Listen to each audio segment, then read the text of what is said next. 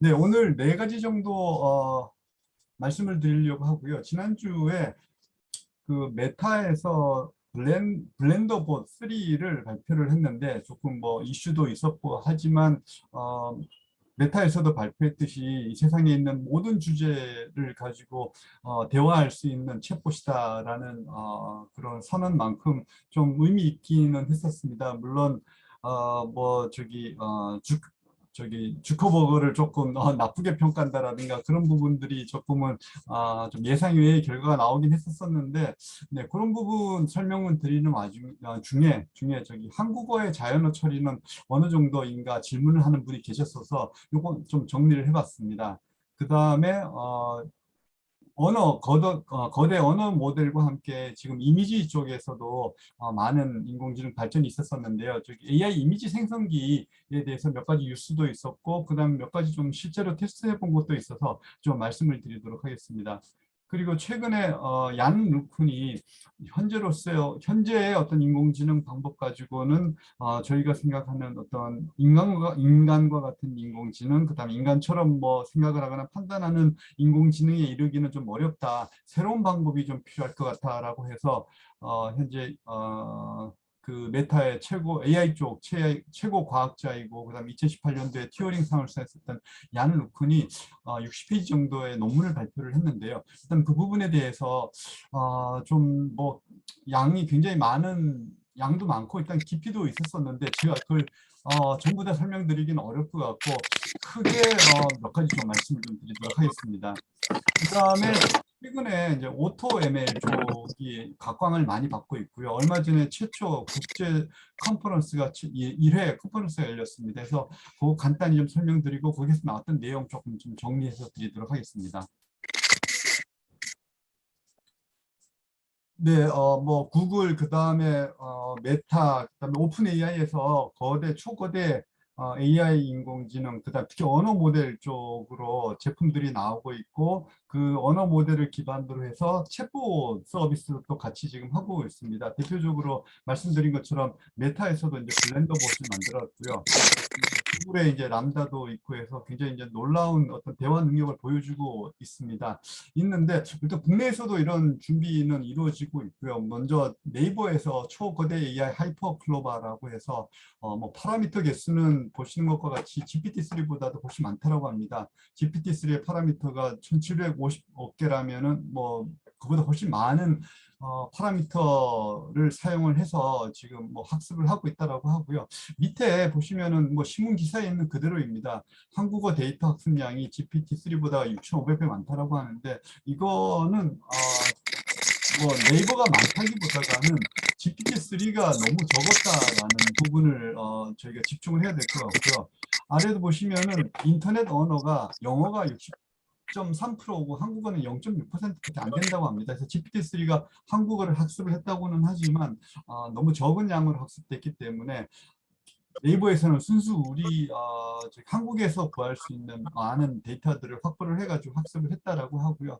근데 지금 이제 조금 이따 잠시 뒤에 보여드리겠지만 그랬을 때 어떤 성능이라든가 챗봇의 성능이라든가 이런 거를 지금 비교를 해보면 뭐 메타라든가 블렌더봇이라든가 람다에 비하면은 많이 좀 부족하다라는 걸 좀 느낄 수가 있는데요. 무엇보다도 일단 데이터 자체가 영어 같은 경우에는 인터넷에 있는 어마어마한 데이터 양을 다 학습을 했다면은 네이버 같은 경우에는 이제 오른쪽에 보시는 것처럼 기본적으로 네이버가 가진 자료를 바탕으로 일단은 학습을 했고요. 그러다 보니까 굉장히 좀 제한적인 내용입니다. 오른쪽에 뭐 내 텍스트들이 많기는 하는데 기사에 있는 거 그대로 따왔는데 사실은 가진 데이터가 많지 않다 보니까 뭐 요렇게도 해보고 뭐 요렇게도 해보고 했다라는 얘기인데 사실은 데이터가 많지 않다라는 거. 기본적으로 블렌더봇이라든가 람다, GPT-3가 사용한 데이터에 비하면 굉장히 작은 정보를 가지고 사용을 했었다라는 거고요. 그 결과 실제 챗봇이랑 이제 대화를 한 걸 보면 이제 왼쪽이 네이버입니다. 네이버의 하이퍼클로바를 기반으로 만들어진 이제 챗봇에서 이제 채팅을 한 내용인데요. 굉장히 조금 아직 뭐 예전보다는 좀 어떤 대화가 된다라는 느낌, 뭐 사람처럼 말을 한다라고는 하지만 여전히 어떻게 보면 그냥 한 초등학생 수준의 대화 정도, 이제 뭐 사람처럼 얘기하는구나라는 정도라고 하면 이제 오른쪽은 이거는 이제 메타의 블렌더 봇입니다. 거의 대학생 이상 아니면은 거의 전문가 수준의 지금 대화가 이루어지고 있고요. 또 놀라운 거는 지금 왼쪽에 하얀색 바탕의 글씨가 있고 이제 오른쪽에 파란색 글씨가 있는데 얼핏 봐서는 이게 어느 쪽이 인공지능인지를 모를 정도로 지금 그러니까 누가 지금 인공지능이고 누가 사람인지를 분간을 못했죠. 전 지금도 이게 누가 사람이고 누가 인공지능인지를 잘 모르겠습니다. 근데 보면 왼쪽이 인공지능인 것 같습니다. 왼쪽에 이제 말을 많이 한 애가 인공지능인 것 같고요. 오른쪽에 짧게 하는 애가 사람인 것 같습니다. 그래서 지금 이렇게 일단은 그 수준만 봤을 때 한국어 언어 처리라든가 챗봇만 봤을 때는 거의 한국은 이제 사람처럼 얘기하네. 뭐 초등학생 아니면 거의 유치원생 정도라면 이제 영어 챗봇은 전문가적인 대화. 그다음 이 세상에는 어떠한 주제로도 대화를 할 수 있는 그 정도 수준인 것 같습니다. 네이버 말고도 지금 최근에 SK텔레콤에서도 이제 유사한 서비스를 GPT-3 기반으로 공개를 했는데요. 여기에서도 역시 보시는 것처럼 대화하는 수준이 거의 뭐 이제 사람처럼 말하네 그 정도입니다. 신문 기사에서도 보시면은 한국의 수도는 이제 5월 달 나왔던 뉴스인데요. 한국의 수도는 서울입니다. 사람처럼 대답하네. 한 요 정도 수준이 이제 한국에서 진행되고 있는 자연어 처리라든가 그 챗봇 수준이라고 보시면 될 것 같습니다. 카카오 브레인도 작년에 GPT-3 기반의 작업을 했었었는데 여기에서는 나온 챗봇은 없습니다. 챗봇은 없어서 실제적으로 챗봇이 어떻게 동작하는지를 확인할 방법은 없었었고요. 이때 이후로 카카오 브레인 쪽에서는 뭐 작업은 더 없는 것 같습니다.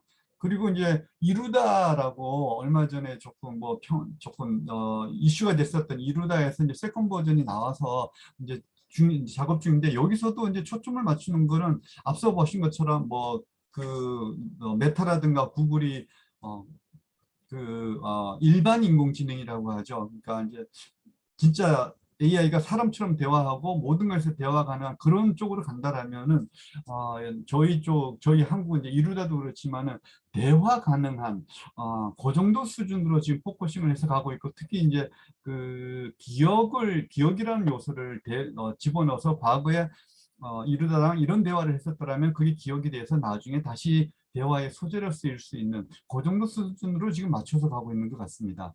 그러면 일단 왜 이렇게 한국의 자연어 처리랑 챗봇이 미국에 있는 큰 거대 기업보다가 못한가라고 보면 일단 앞부분에 말씀드린 것처럼 데이터 자체 그러니까 한국어로 되어 있는 데이터 자체가 일단 적다라는 부분이 있고요. 그거 말고도 한국어 자체가 영어에 비해서는 자연어 처리가 굉장히 좀 어렵다라고 합니다. 일단 첫 번째 어순이 한국어에서는 중요하지 않아서 다양한 어순으로 텍스트가 올 수 있다라고 합니다. 뭐 체육관에서 운동을 한다라고 해도 되지만 운동을 체육관에서 한다라고 해도 되고 심지어 주어가 빠져도 되고 뭐 이런 식으로 한국에서는 어순이 중요하지 않게 텍스트들이 만들어지고 그게 이제 인터넷에 있다 보니까 이 한국어에서 어떤 이런 언어 모델을 만드는 게 좀 어렵다 그러고요. 두 번째는 한국어가 교차어여서 그러니까 어떤 조사라든가 전미사, 전미어 같은 것들이 붙어가지고 뭔가를 또 의미를 갖기 때문에 이런 교차어는 또 토큰화하기가 굉장히 어렵다라고 합니다. 그래서 이런 부분들이 또 한국어의 자연어 처리를 굉장히 어렵게 만들고 있고 또 하나는 이제 띄어쓰기가 제대로 지켜지지 않기 때문에 또 언어를 분석을 해내고 토큰화해가지고 이걸 처리하고 학습하는 게 굉장히 어렵다라고 합니다. 이런 의견이 또 하나 있었고요. 다른 쪽에서도 비슷한 의견입니다. 한국어는 교차어여서 자연어 처리 학습하는 데 일단 굉장히 어렵다. 띄어쓰기가 되지 않는다. 그 다음에 의문문이 일단은 어떤 형식을 갖는 게 아니고 물음표를 해결되기 때문에 이 부분도 처리가 좀 어렵다라고 합니다.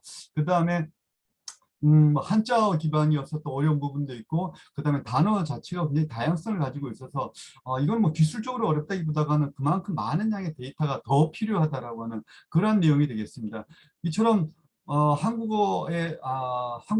한국어에 대한 자연어 처리라든가 챗봇이 조금 많이 좀 부족한 거는 일단은 하드웨어는 충분히 준비가 되어 있다고 합니다. 학습을 시킬 수 있는 하드웨어라든가 이제 인공지능 방법론은 충분히 되어 있는데 데이터셋이 학습에 대한 데이터셋이 일단 부족하다라는 거고요.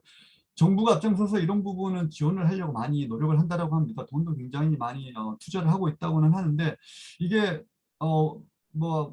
블렌더봇이나 구글이 이제 테스트하는 거는 이제 이제 되게 그 위키피디아를 많이 사용을 합니다. 위키피디아를 사용했기 때문에 또 이제 잘못된 데이터가 나오는 경우도 많이 있었었는데 어쨌거나 어마어마한 양의 이제 위키피디아 데이터가 있고 뭐 레딧이나 그런 어마어마한 데이터가 있는데 이런 거는 진짜 하루아침에 만들어진 게 아니라 거의 한 20년 이상을 만들어 온 데이터이기 때문에 이게 어느 순간 갑자기 한국어로 이런 데이터가 만들어질 것 같지도 않고 그래서 당분간 좀 되게 어려울 것 같고요. 그다음에 자연어 처리가 어려운 한국어 특성도 있고 그래서 저는 좀 생각을 해보면 물론 한국어 데이터를 많이 만들어 가지고 이제 좋은 한국어 초거대 언어 모델 만드는 것도 필요하겠지만 어느 수준 가면은 아마 번역을 통한 한국어 챗봇이 좀 더 뭔가 많은 서비스를 제공하지 않을까 하는 생각을 얼핏 해봤습니다. 결국 지금 뭐 메타도 그렇고 구글도 그렇고 번역 쪽에 또 어마어마한 또 투자를 하고 있거든요. 그러면 저희가 한국어 데이터 가지고 학습해서 언어 모델 만드는 것보다는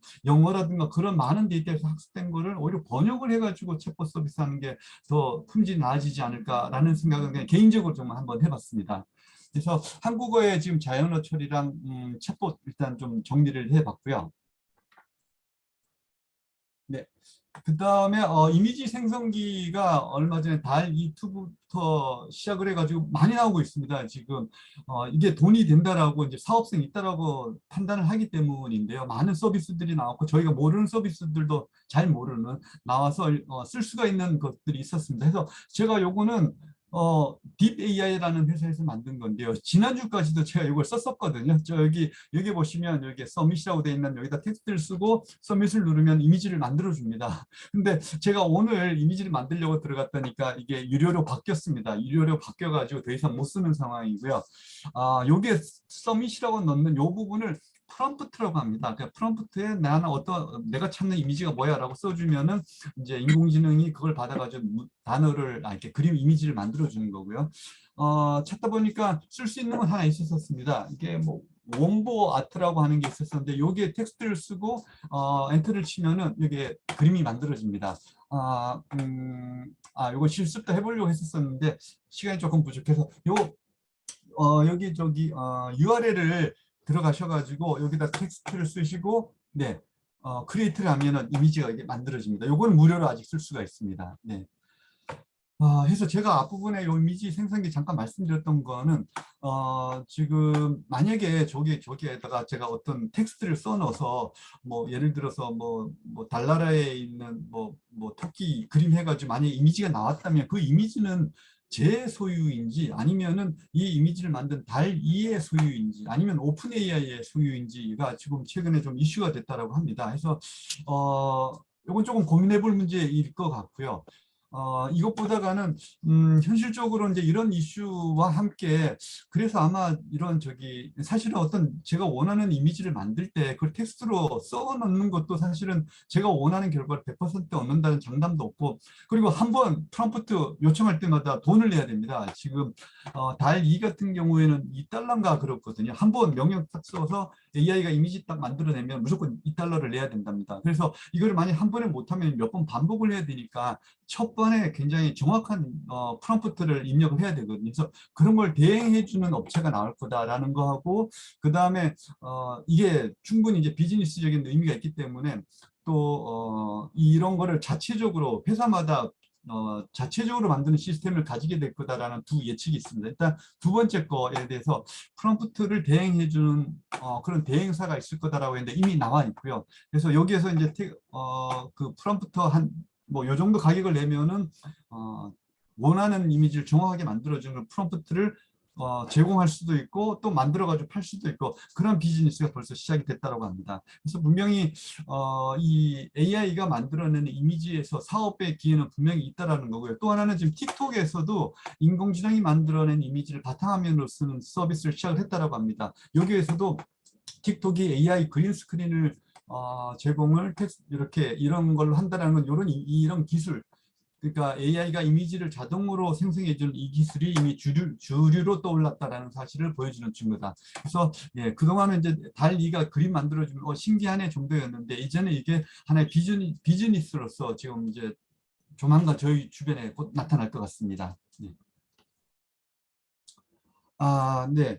오늘도 좀 시간 조절을 제가 잘 못했는데 얀 루쿤이 현재까지의 인공지능 방법으로는 저희가 사람처럼 추론하고 계획하는 능력을 갖춘 AI를 만들기는 어렵다라고 해서 새로운 방법을 찾아야 된다라고 했는데 얼핏 보면 굉장히 쉽고 단순한 얘기입니다. 인간처럼 추론하고 계획하려면 결국 인간처럼 학습해야 된다라는 거고요.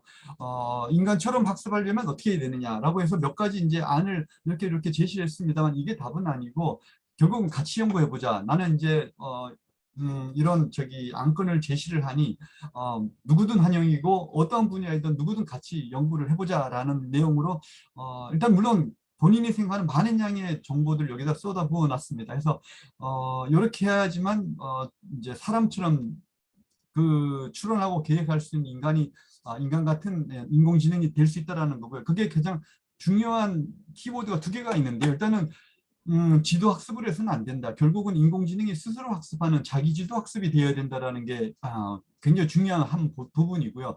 그 다음에 세계 모델이라는 개념이 나오는데요. 세계 모델을 학습을 하고 그 모델을 가지고서 이제 어떤 뭔가 계속 학습을 해 나가야 된다라는 건데요. 이 세계 모델이라는 것이 뭐냐면은 일종의 어떤 상식과 같은 것으로서 이것도 마찬가지입니다. 일일이 가르쳐 주지 않더라도 어떤 상식적인 차원에서 인공지능이 파악할 수 있는 어떤 그런 것에 도움을 줄 수 있는 것을 세계 모델이라고 하거든요. 그래서 가장 중요한 개념이 결국은 자기 스스로 학습할 수 있는 상황이 돼야 된다. 그걸 위해서는 세계 모델이 필요하다라는 건데 아까 말씀드렸던 그 월드 모델, 세계 모델이라는 거는 결국은 제공되지 않더라도 어떤 그런 누락된 정보를 추정할 수가 있도록 해주는 그런 모델, 그 다음에 어떤 그런 미래 상태를 예측할 수 있는 그런 거를 가능하게 해주는 모델을 월드 모델이라고 합니다. 그래서 이 두 가지가 아마 지금 제가 볼 때 가장 중요한 거고 결국은 이걸 가지고서 많은 분야에 있는 분들이 같이 힘을 합쳐서 한번 이러한 작업을 같이 해보자라는 게 얀 루픈의 논문의 주요 내용인 것으로 보입니다. 네. 네, 그리고 이제 오토ML 쪽에 국제 컨퍼런스가 최초로 열렸었고요. 그래서 일단 내용을 전부 다 볼 수는 없었고 앞부분에 인트로덕토리에서 이미지들 중에 눈에 탁탁 와닿는 건 제가 몇 장을 좀 카피를 했습니다. 그래서 일단 인공지능이나 이제 머신러닝 쪽 관련해서 디맨드 대비 서플라이가 너무 적다라는 내용이고요. 그래서 아까 디맨드 서플라이 갭이 너무 지금 크다라는 거고 그래서 오토 ML이 필요하다라는 겁니다. 그러니까 ML을 굳이 공부하지 않더라도 누구든 쉽게 머신러닝과 인공지능을 적용할 수 있도록 하자라는 거고요. 그래서 2010년도까지만 하더라도 박사학위가 있어야지 머신러닝을 적용할 수 있었지만은 지금은 16살 먹은 고등학생들도 그걸 할 수 있다라는 내용이고요. 그래서 예전에는 뭐 머신러닝 하나 돌리려면 이만한 기계가 있어야 되는데 지금은 요 두 줄이면 끝난다라는 내용입니다. 결국 전부 다 오토ML과 관련된 내용이고 그래서 지금 최근에는 오토ML 관련된 내용이 관련된 논문들이 어마어마하게 지금 증가를 했다라고 합니다. 그래서 이 부분들은 앞으로도 아마 계속 발전할 것 같고 결국은 전문가가 아니더라도 인공지능을 어떤 사업이라든가 뭐 본인 삶에 적용할 수 있는 그런 기회가 아마 높아질 걸로 보입니다. 네.